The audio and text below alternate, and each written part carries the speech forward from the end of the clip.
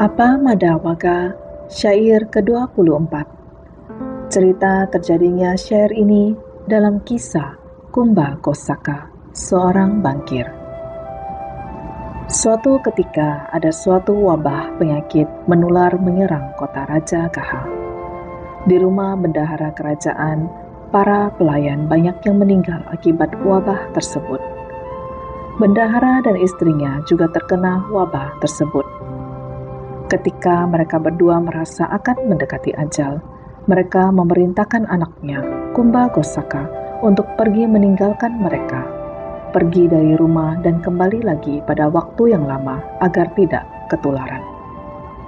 Mereka juga mengatakan kepada Kumba Kosaka bahwa mereka telah mengubur harta sebanyak 40 crore.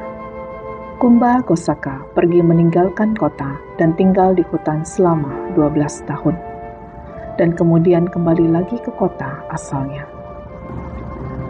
Seiring dengan waktu, Kumba Kosaka tumbuh menjadi seorang pemuda dan tidak seorang pun di kota yang mengenalinya.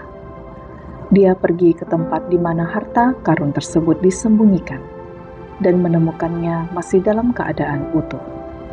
Tetapi dia menyadari bahwa tidak ada seorang pun yang dapat mengenalinya lagi.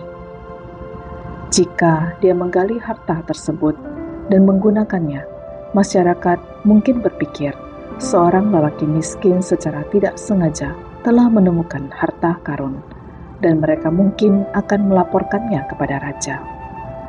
Dalam kasus ini, hartanya akan disita dan dia sendiri mungkin akan ditangkap. Maka dia memutuskan untuk sementara waktu ini tidak menggali harta tersebut, dan untuk sementara dia harus mencari pekerjaan untuk membiayai penghidupannya. Dengan mengenakan pakaian tua, Kumba Kosaka mencari pekerjaan. Dia mendapatkan pekerjaan untuk membangunkan orang. Bangun awal di pagi hari dan berkeliling memberitahukan bahwa saat itu adalah saat untuk menyediakan makanan, untuk menyiapkan kereta, ataupun saat untuk menyiapkan kerbau dan lain-lain. Suatu pagi, Raja Bimbisara mendengar suara orang membangunkannya. Raja berkomentar, "Ini adalah suara dari seorang laki-laki sehat." Seorang pelayan mendengar komentar raja. Ia mengirimkan seorang penyelidik untuk menyelidikinya. Dia melaporkan bahwa pemuda itu hanya orang sewaan. Menanggapi laporan ini, raja kembali berkomentar sama selama 2 hari berturut-turut. Sekali lagi, pelayan raja menyuruh orang lain menyelidikinya dan hasilnya tetap sama. Pelayan berpikir bahwa ini adalah hal yang aneh. Maka dia meminta pada raja agar memberikan izin kepadanya untuk pergi dan menyelidikinya sendiri. Dengan menyamar sebagai orang desa, pelayan dan putrinya pergi ke tempat tinggal para buruh.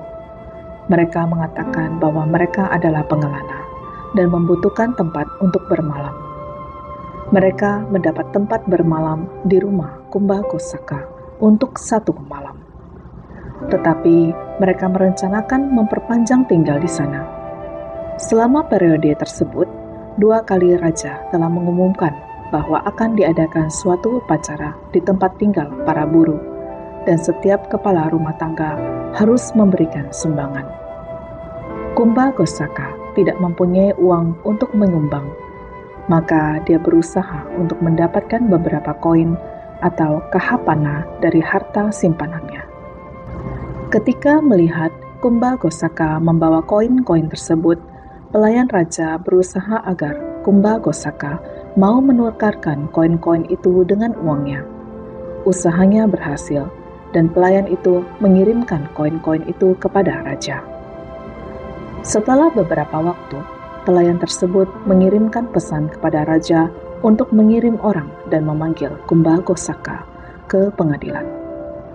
Kumba Kosaka merasa tidak senang. Dengan terpaksa ia pergi bersama orang-orang tersebut. Pelayan dan putrinya juga pergi ke istana. Di istana, raja menyuruh Kumba Kosaka untuk menceritakan kejadian sebenarnya dan menjamin keselamatannya. Kumba Gosaka kemudian mengakui bahwa Kahapana itu adalah miliknya dan juga mengakui bahwa ia adalah putra seorang bendahara di Raja Gaha yang meninggal karena wabah 12 tahun yang lalu. Dia kemudian juga menceritakan tentang tempat di mana harta karun tersebut disembunyikan. Akhirnya semua harta karun tersebut dibawa ke istana.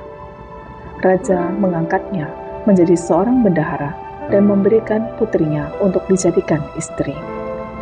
Setelah itu, Raja membawa Kumba Gosaka mengunjungi Sang Buddha di Wihara Weluwana dan mengatakan kepada beliau bagaimana pemuda tersebut memperoleh kekayaan dengan mengumpulkan hasil pekerjaannya sebagai buruh dan bagaimana dia diangkat menjadi seorang bendahara. Mengakhiri pertemuan itu, Sang Buddha membabarkan syair ke-24 berikut ini.